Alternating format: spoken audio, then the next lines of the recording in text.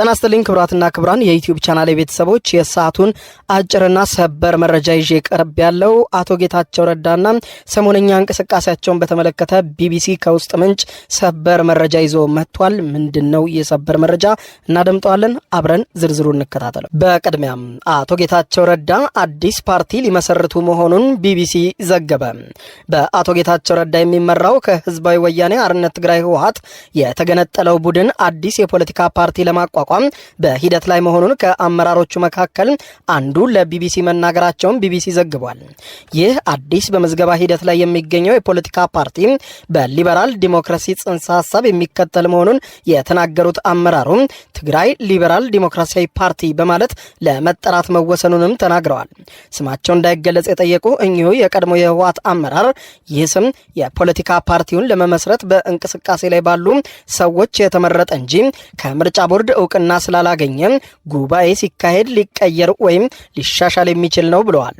በሁለት ተከፍሎ እርስ በርሱ ሲካሰስ የቆየው ህወሓት የኢትዮጵያ የምርጫ ቦርድ ባስቀመጠው ቀነ ገደብ ጉባኤ ማካሄድ ባለመቻሉ ከፓርቲነት ሊሰረዝ እንደሚችል ቦርዱ በይፋ ከቀናት በፊት ማስታወቁ አይዘነጋም።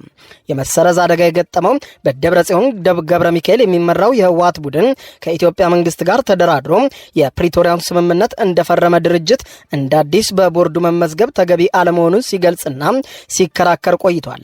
የህወሓት መሰረዝ ስጋት የፈጠረባቸው በአቶ ጌታቸው ረዳ የሚመራው የህወሓት ማዕከላዊ ኮሚቴ አባላት ከሳምንት በፊት ባወጡት የጋራ መግለጫ በደብረጽዮን የሚመራው ቡድን በጋራ ጉባኤ ለማካሄድ ጥሪ አቅርበው የነበረ ቢሆንም በጎ ምላሽ አለማግኘታቸውን ይፋ አድርገዋል።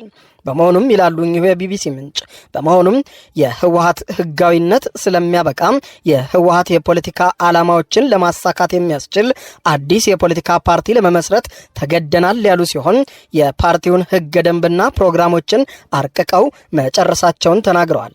ምንጩ አክለውም ሲናገሩ የደጋፊዎቻቸውን ፊርማ በማሰባሰብ ላይ እንደሚገኙም ገልጸዋል።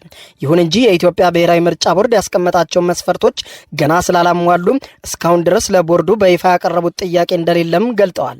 የኢትዮጵያ ብሔራዊ ምርጫ ቦርድም ይህ ስብስብ ለምዝገባ እየተሄደበት ያለውን ሂደት እንደሚያውቅ ምንጩ ለቢቢሲ አረጋግጠዋል።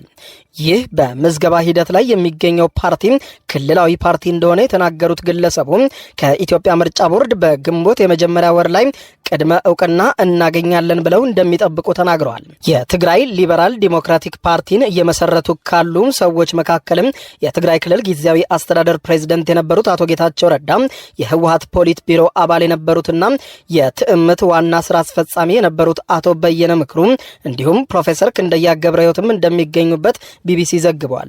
አሁን ህጋዊ እውቅና ለማግኘት እየተንቀሳቀሰ ያለው ፓርቲ በሌተና ጀነራል ታደሰ ወረደ የሚመራው የትግራይ ክልል ጊዜያዊ አስተዳደር የአንድ ዓመት ጊዜ ካበቃ በኋላ ክልላዊ መንግስት ለመመስረት በሚደረገው ምርጫ እንደሚሳተፍ ምንጮቹ መግለጻቸውን ቢቢሲ ገልጧል።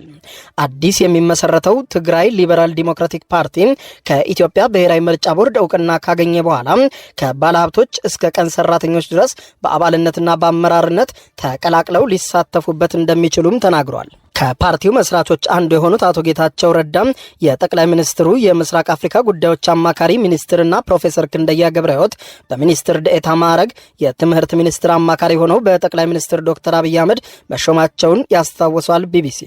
ቢቢሲ እየተመሰረተ ያለው ፓርቲ ከብልጽግና ጋር የሚያገናኘው ነገር መኖሩን የጠየቃቸው ከመስራቾቹ አንዱ የሆኑት ግለሰብ ትግራይ ሊበራል ዲሞክራቲክ ፓርቲ ከብልጽግና ፓርቲ ጋር ልክ እንደሌሎቹ በሀገር ውስጥ እንደሚንቀሳቀሱ ፓርቲዎች ተባብሮ ለመስራት ይችላል እንጂ የሚያገናኘው አንዳችም ነገር የለም፣ ገለልተኛና ነጻ ፓርቲ ነው ሲሉ መልሰዋል። በ1967 ዓ.ም በደደቢት በረሃ የተመሰረተው ህወሓት ከትግራይ ጦርነት በኋላ በገጠመው የአመራር ቀውስ ምክንያት ለሁለት ተከፍሎ እርስ በርሱ ሲካሰስ ቆይቷል ብሏል ቢቢሲ። በነ ደብረጽዮን የሚመራው ህወሓት ባለፈው ዓመት ነሐሴ ወር ላይ ጉባኤ ቢያካሂድም የምርጫ ቦርድ ስላልተቀበለው ጉባኤውን እንደ አዲስ እንዲያካሂድ ተጠይቆ ነበር። ህወሓት እንደ አዲስ አልመዘገበም በማለት የምርጫ ቦርድ ጥያቄን ውድቅ አድርጓል። ህወሓት እንደ ፓርቲ በቀጣዮቹ 2 ሳምንታት እንደ ፓርቲ እውቅና የማያገኝ ከሆነ መዘዙ የከፋ ነው የሚል መግለጫም ህወሓት ከትናንት በስቲያ ማውጣቱ በርካቶችን ማነጋገሩ አይዘነጋም። በሌላ ዜና በኪም ጆንግ ኡን የምትመራው ሰሜን ኮሪያ በዩክሬን ጦርነት ከሩሲያ ጎን ተሰልፈው የሚዋጉ ወታደሮችን ማሰማራቷን በይፋ አመነች። በሰሜን ኮሪያ መንግስታዊ የቴሌቪዥን የዜና ወኪል KCNA ላይ የሀገሪቱ ጦር ባሰራጨው ዘገባ ወታደሮቹ በመሪው ኪም ጆንግ ኡን ትዕዛዝ የኩርስክ ክልልን ሙሉ በሙሉ ነፃ እንዲያወጡ ረድተዋል ሲል ገልጸዋል።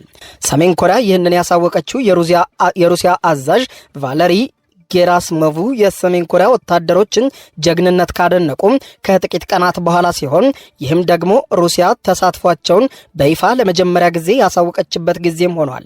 የሩሲያ ጦር አዛዥ እንደተናገሩት ከሆነ ሩሲያ የኩርስክ ግዛትን ሙሉ በሙሉ መልሳ መቆጣጠሯን ተናግረዋል። ይህ ግን በዩክሬን ውድቅ ተደርጓል ብሏል ቢቢሲ። ለመግለጫው ምላሽ የሰጠችው አሜሪካ ሰሜን ኮሪያ ጦርነቱን በማስቀጠሏ ኃላፊነቱን መሸከም አለባት ብላለች።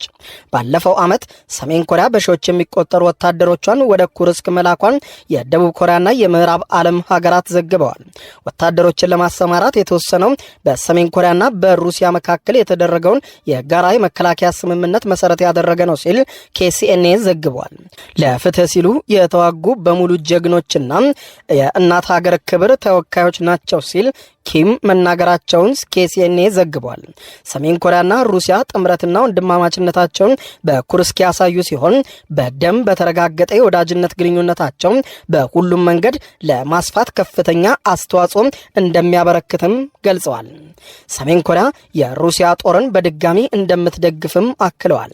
የሰሜን ኮሪያ ወታደሮች የኩርስክ ተልኳቸው ካበቃ በኋላ ምን እንደሚሆኑና ወደ ሀገር ቤታቸው ስለመመለሳቸው KCNA አልዘገበም።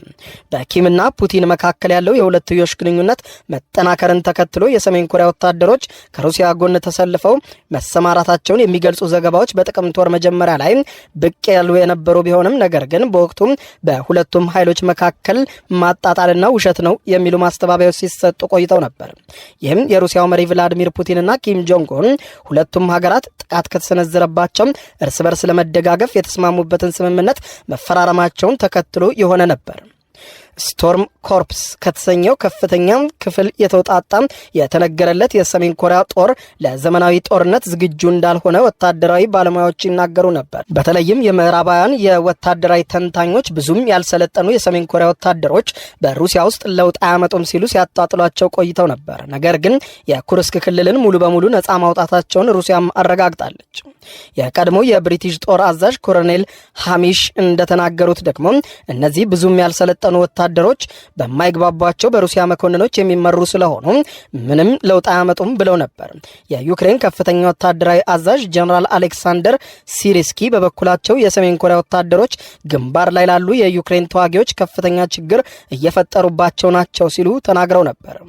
እነርሱ ብዙ ናቸው። ከ11000 እስከ 12000 ከፍተኛ ተነሳሽነት ያላቸውና ጥሩ ዝግጅት ያላቸው ወታደሮች በማጥቃት ላይ ናቸው። በሶቪየት ስልት ላይ ተሰማርተው ይንቀሳቀሳሉ፣ በቁጥራቸውም ይተማመናሉ ሲሉ ጀነራሉ ለዩክሬኑ TSN ታይዥንግ ለተባለው ቴሌቪዥን ጣቢያ መናገራቸውን ቢቢሲ አስታውሷል። ክቡራን አድማጮች ለሰዓቱ ብታደምጧቸው ያልኳቸው አጫጭር መረጃዎች የሰማችኋቸው ናቸው። ከሰዓታት በኋላ በሌላ መረጃ ተመልሰን እስከምንገናኝ በቸር እንቆይ።